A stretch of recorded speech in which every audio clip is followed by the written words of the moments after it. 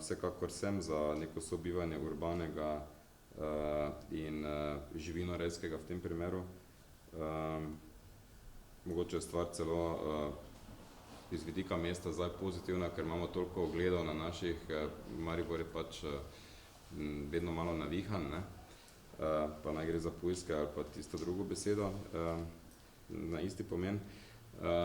Je pa stvar vsakega posameznika, kaj umesti na zemljo in kakšen ima sam ob tem občutek, ko naredi farmo prav tam, kjer je že vse poseljeno, tam imamo tudi dom pod Gorco.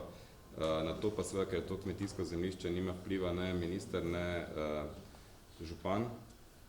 Mislim pa, da je v ozadju bolj izsiljevanje kot pa resnična ljubezen do teh živali, ki jih na koncu tako pojemo.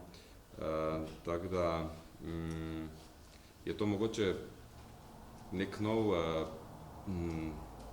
kmetijsko-poljedelski startup, ne, imaš eno čredo, pa seliš iz kraja v kraj, spreminjaš namembnost in dobro gre, ne.